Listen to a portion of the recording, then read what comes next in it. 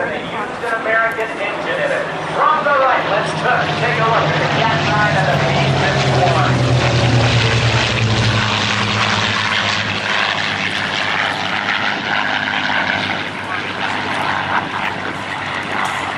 Now, as they depart, those two engines were very, very important to the war. As I mentioned earlier, they were in the P-40 Tomahawk Hawk, or the P-40 Warhawk, built by the Curtiss Aircraft Company here in America. It was flown not only in the early and all throughout World War II, but flown prior to America's entry into World War II by General Claire Chennault and the American Volunteer Group in China, known as the Flying Tigers.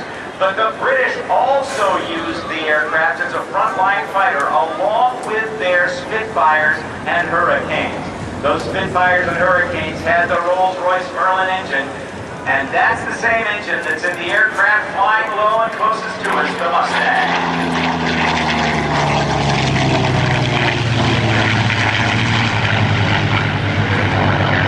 Sean Carroll pulls very, very hard, straight up into the blue sky here over NAS Oceana. Now he'll go over the top and do one half of a Cuban 8 maneuver. His nose will come down to 45, he'll throw the stick to the left with a half a roll into the upright position.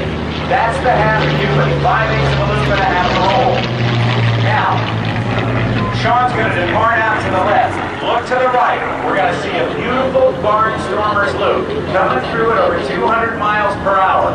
This airplane had a top speed of about 425 miles per hour and was one of the premier fighters in all of World War II.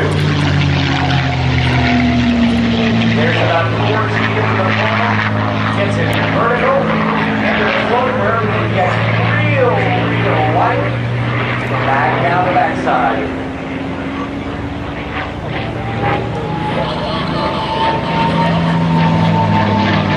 And there you have a beautiful loop.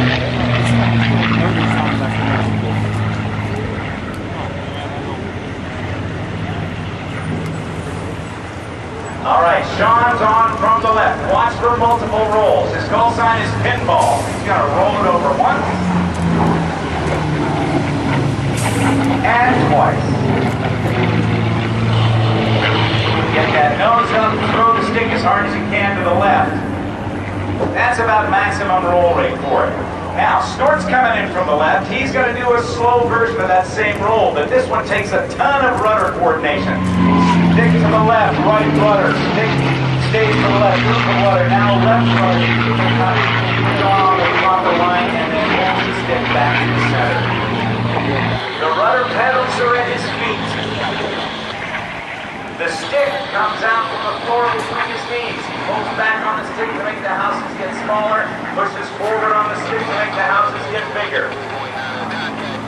Now, Sean's going to roll her upside down and hold it there. Now, he can see it. Give him a wave, everybody.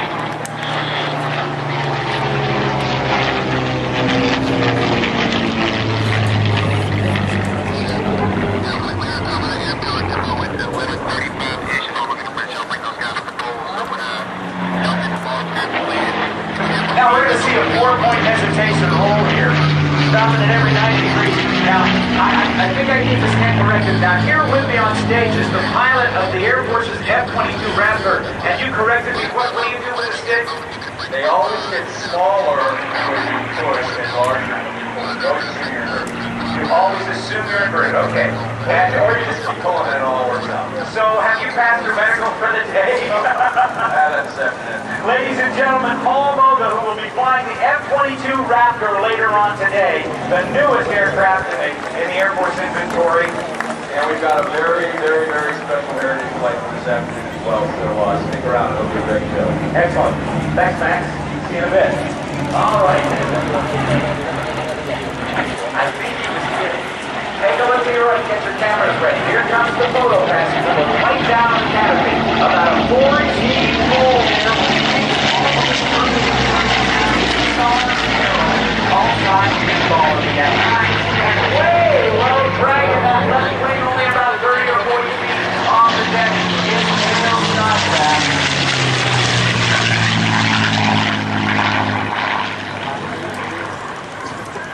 And pull.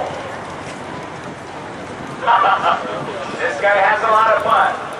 One of the reasons that Dale Snodgrass is so comfortable down low here is that he used to fly Tomcats out of here. Matter of fact, he flew a lot of Tomcats out of here.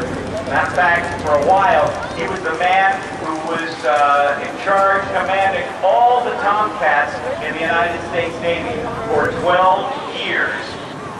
Dale Snodgrass was the U.S. Navy's Tomcat demonstration pilot. Got a lot of hours. We'll tell you more about him as he flies a little bit later on. As these two guys get ready to land, as we continue this great show